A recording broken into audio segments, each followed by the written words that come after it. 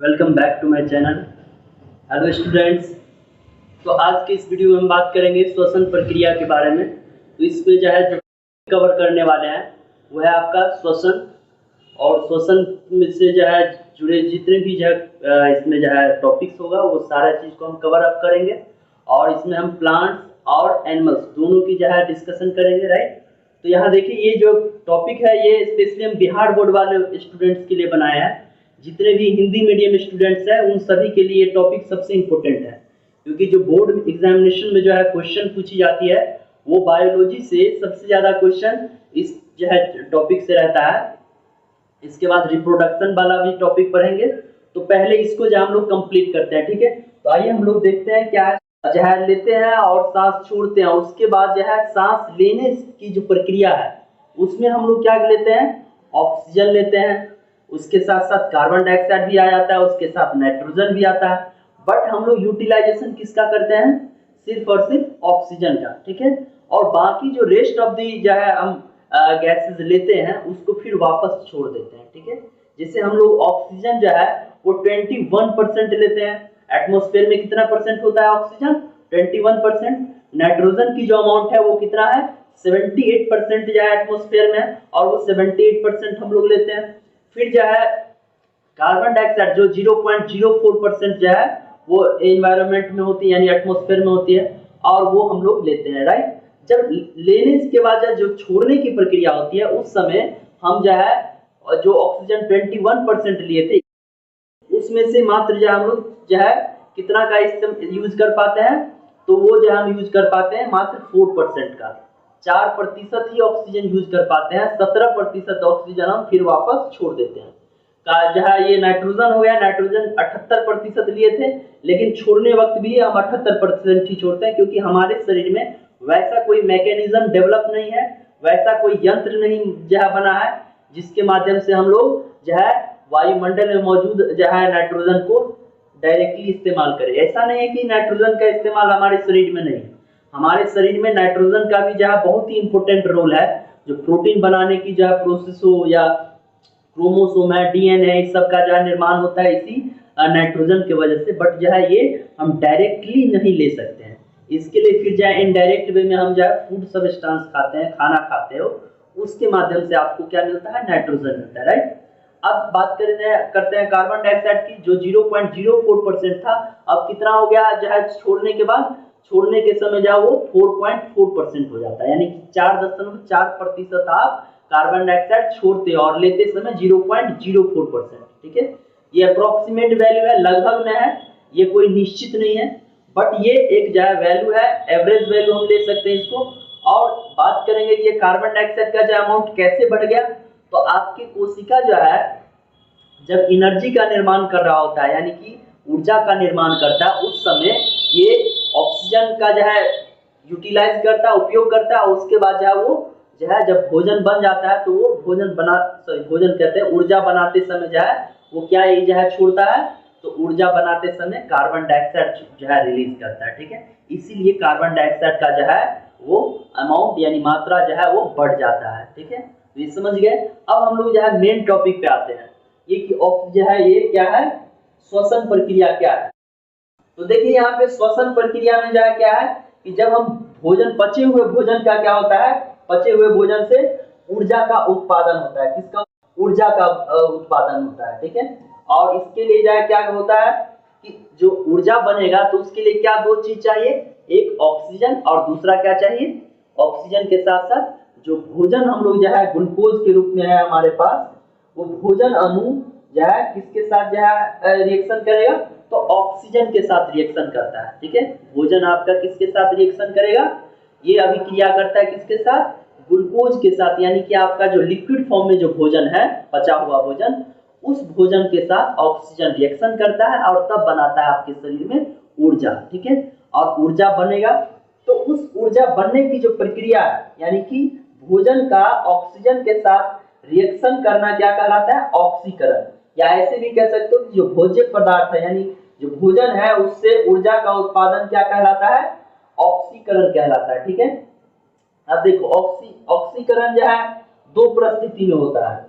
पहला कि ऑक्सीजन की उपस्थिति में होगा, अनुपस्थिति में, एक होता है ऑक्सीजन की उपस्थिति में। दो तरह का जो है ऑक्सीकरण होता है। कितने तरह का? दो तरह का, यानी कि ऊर्जा का निर्माण दो तरीके से हो सकता है। एक जो है कैसा, ऑक्सी जो है, एक हो गया ऑक्सीजन के अनुपस्थिति में जिसको कहते हैं अवायवीय श्वसन, और एक होता है ऑक्सीजन के उपस्थिति में, यानी कि ऑक्सीजन के प्रेजेंस में अगर होता है तो उसको कहते हैं क्या, वायवीय श्वसन, या इंग्लिश में इसको कहते हैं एरोबिक रेस्पिरेशन। अवायवीय श्वसन को इंग्लिश में क्या कहते हैं? अवायवीय श्वसन को एनारोबिक रेस्पिरेशन कहते हैं, राइट। अब आगे हम लोग बढ़ते हैं। देखिए यहाँ पे टॉपिक देखिए, एक एक चीज को हम लोग जो है प्रॉपर तरीका से समझेंगे। और यहाँ देखिए क्या लिखा है, वृहत रूप में श्वसन उन सभी प्रक्रियाओं का सम्मिलित रूप है जिनके द्वारा शरीर में ऊर्जा का उत्पादन होता है। वृहत यानी कि जो है इतने लार्ज स्केल पे, इतने जो है जटिल सभी प्रक्रियाओं को एक सम्मिलित रूप से हम क्या कहते हैं, जो है ये श्वसन, जो है श्वसन कहते हैं, ठीक है। सारे प्रक्रियाओं के जो है सम्मिलित रूप को जो हम क्या कहते हैं, उसे कहते हैं श्वसन। आप कैसे कहेंगे? जैसे कि श्वसन प्रक्रिया एक ही तरह का नहीं, उसमें ऑक्सीजन का रिएक्शन होना, भोजन, उसमें ऊर्जा का निर्माण होना, बाय प्रोडक्ट बनना, बहुत सारी प्रक्रियाएं हैं। तो सभी को सम्मिलित रूप से हम क्या कहते हैं, श्वसन कहते हैं। और उससे जो है मेन क्या बनता है, तो ऊर्जा का निर्माण होना, ठीक है। तो उसी को लिखा है कि वृहत रूप में श्वसन उन सभी प्रक्रियाओं का, उन सभी रिएक्शन का, उन सभी प्रोसेस का एक क्या है, सम्मिलित रूप है, ठीक है, जिनके द्वारा शरीर में ऊर्जा का उत्पादन होता है। आप एग्जामिनेशन में ठीक इसी तरह से डेफिनेशन लिखना, अपने ही शब्दों में लिखना, लेकिन आपका डेफिनेशन कुछ इस तरह से हो, ठीक है। उसके बाद देखिए कि ऊर्जा के उत्पादन के लिए कोशिका में सरल भोज्य पदार्थ ग्लूकोज या कभी कभी वसा या विशेष परिस्थिति में एमिनो अम्ल का क्रमिक ऑक्सीकरण, विघटन या विखंडन किया जाता है। तो क्या कह रहा है कि ऊर्जा उत्पादन के लिए हमारे कोशिका के अंदर क्या होता है, जो भोजन है ग्लूकोज के रूप में, उस भोजन का क्या होता है, विखंडन होता है, यानी टूटता है। विखंडन होना यानी कि टूटना। क्रमिक ऑक्सीकरण, विघटन, विखंडन, ऑक्सीडेटिव डिग्रेडेशन किया जाता है, ठीक है। विघटन क्या होता है, मतलब उसको तोड़ा जाता है, ठीक है, जिससे उसके बॉन्ड्स क्या होता है, टूटता है। और इसमें जो संचित रसायन है, यानी कि उसमें जो मौजूद केमिकल्स है, आपके भोजन में जो केमिकल्स है वो क्या होगा, जो है संचित रासायनिक ऊर्जा मुक्त होती है। तो भोजन के जो मॉलिक्यूल्स है, यानी ग्लूकोज के जो मॉलिक्यूल्स है, उसको जब तोड़ा जाता है, जब उसको विघटित किया जाता है, विखंडन किया जाता है, तब जाकर के आपके जो है उस भोजन में मौजूद जो ऊर्जा है वो जो है मुक्त होता है, रिलीज होता है, ठीक है। क्लियर है? तो ऊर्जा का निर्माण किस तरह से होगा ये समझ गए कि भोजन के जो है क्रमिक विघटन होना या विखंडन होना, और जिसके माध्यम से जो उसमें मौजूद, उसमें जो संचित, उसमें जो स्टोर है रासायनिक ऊर्जा या केमिकल एनर्जी, वो उससे बाहर निकलती है, ठीक है। अब देखिए ऊर्जा जो है ना हमेशा किस फॉर्म में जो है स्टोर होता है, तो एटीपी के फॉर्म में, एडिनोसिन ट्राइफॉस्फेट। ट्राई मतलब होता है तीन, यानी कि फास्फोरस का जो है कितना मॉलिक्यूल्स होगा, कितना जो है ये होगा एटम्स, 3 एटम्स होते हैं, ठीक है, जिससे विशेष प्रकार के यौगिक यानी कंपाउंड के रासायनिक बंधन में संग्रहित हो जाती है। स्टोर होना यानी कि आपका ऊर्जा किस रूप में स्टोर होता है, तो वो जो है एटीपी के फॉर्म में स्टोर होता है, ठीक है। क्लियर है? अब आगे देखिए, ऊर्जा का उपयोग सभी जीव में एटीपी के जलीय विघटन हाइड्रोलाइसिस के द्वारा करते हैं।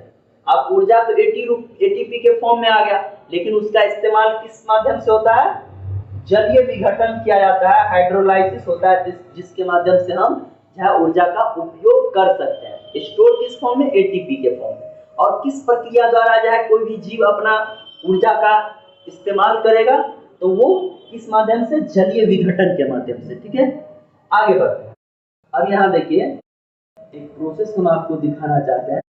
अब देखिए यहाँ ये क्या लिखा है कि ग्लूकोज जैव ऊर्जा के उत्पादन के लिए कोशिका मुख्यतः ग्लूकोज का उपयोग करता है। यानी हमारे शरीर में जो ऊर्जा का उत्पादन होता है उसमें जो क्या है सहायक, वो है ग्लूकोज। ग्लूकोज का ही इस्तेमाल किया जाता है हमारी कोशिकाओं के द्वारा, किस चीज को बनाने के लिए, ऊर्जा को बनाने के लिए, ठीक है। इसलिए ग्लूकोज का दूसरा नाम क्या है, कोशिकीय ईंधन भी कहा जाता है, या इंग्लिश में इसको सेलुलर फ्यूल कहते हैं। ठीक है, जो है किसको कहते हैं, ग्लूकोज को। क्यों कहते हैं इसको, क्योंकि इसी के माध्यम से हमारे शरीर में ऊर्जा का निर्माण होता है। ठीक है, अब देखिए यहाँ पे ये जो है फॉर्मूला है, सूत्र। जब जो है भोजन से ऊर्जा निर्माण होता है, उसमें जो है क्या क्या प्रोसेस है, किस तरह से जो है उसको बनाया जाता है, क्या क्या इसमें इन्वॉल्व है, राइट। तो इसमें देखिए जैसे कि ये क्या है, ग्लूकोज का फॉर्मूला है। किसका फॉर्मूला है ये, ग्लूकोज का, C6H12O6। और इसके साथ जो है ये ऑक्सीजन है, और ऑक्सीजन और ग्लूकोज जब जो है रिएक्शन करेगा कुछ एंजाइम्स की मदद से, तो तब क्या बनता है, कार्बन डाइऑक्साइड, CO2 हो गया कार्बन डाइऑक्साइड, ये वाटर जो है H2O, वाटर यानी जल हो गया, और ये ऊर्जा हो गया। ऊर्जा आपका किस फॉर्म में स्टोर होता है, ध्यान में हमेशा रखना, ATP के फॉर्म में। और उपयोग किस माध्यम से करते हैं, तो हाइड्रोलाइसिस प्रक्रिया द्वारा। किसके द्वारा, हाइड्रोलाइसिस प्रक्रिया के द्वारा। ठीक है, अब आगे बढ़ते हैं। सह उत्पादक के रूप में कार्बन डाइऑक्साइड तथा जल भी बनता है, ये बता दिया अभी। अब आगे बढ़ते हैं। तो श्वसन वैसी क्रियाओं के सम्मिलित रूप को कहते हैं, जिसमें बाहरी वातावरण से क्या लिया जाता है, ऑक्सीजन लिया जाता है। श्वसन क्या है, वैसी क्रियाओं का सम्मिलित रूप है जिसमें बाहरी रूप से क्या लिया जाता है, ऑक्सीजन ग्रहण किया जाता है शरीर के अंदर, और शरीर की जो कोशिकाएं हैं उसमें जो है ये ऑक्सीजन पहुंचता है। किसके हेल्प से, तो आपके जो है दिल और जो है खून के मदद से जो है ये कहाँ पहुंचता है, ऑक्सीजन आपकी कोशिकाओं तक पहुंचता है। ठीक है, और कोशिका उस ऑक्सीजन और उस ग्लूकोज को जो है दोनों के बीच में रिएक्शन कराता है एंजाइम के मदद से, तब जाकर के वो निर्माण करता है। तो वही लिखा है श्वसन का, ये होल डेफिनेशन हो गया। शॉर्ट में देना होगा तो वो हम बताए थे भी कि जो है ऊर्जा का उत्पादन जो होता है, जो जितने भी सम्मिलित प्रक्रिया होता है उसके माध्यम से जो ऊर्जा का निर्माण होगा उसी को हम कहते हैं श्वसन। लेकिन जब आपको डेफिनेशन थोड़ा लॉन्ग में देना होगा तो कुछ इस तरह से लिखिएगा। ठीक है, क्लैरिटी इसमें देखिए क्या कह रहा है कि जो है जिसमें वातावरण से ऑक्सीजन ग्रहण करते हैं और शरीर की कोशिकाओं में पहुंचाया जाता है, जहां इसका उपयोग कोशिकीय ईंधन का ऑक्सीकरण, कोशिकीय ईंधन आप समझ में आ गया, ग्लूकोज को कहते हैं।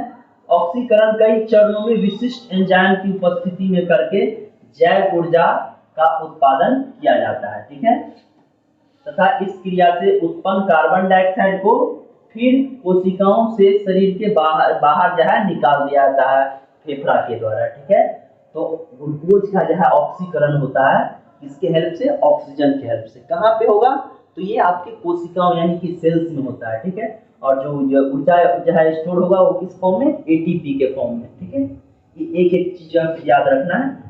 तो ये हो गया इसका फुल डेफिनेशन। अब आगे हम लोग जो है पढ़ते हैं।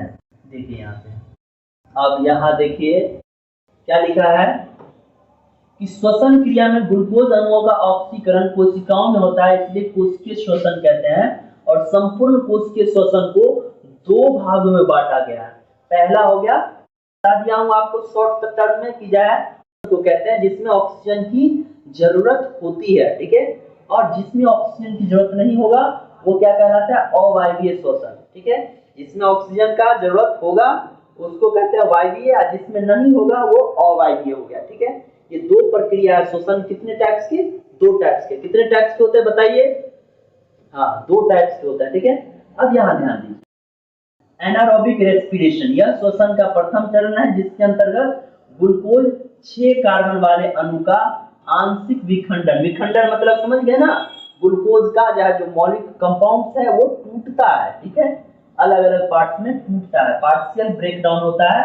किसकी उपस्थिति में, ऑक्सीजन की अनुपस्थिति में, उपस्थिति में नहीं अनुपस्थिति में, एब्सेंट में।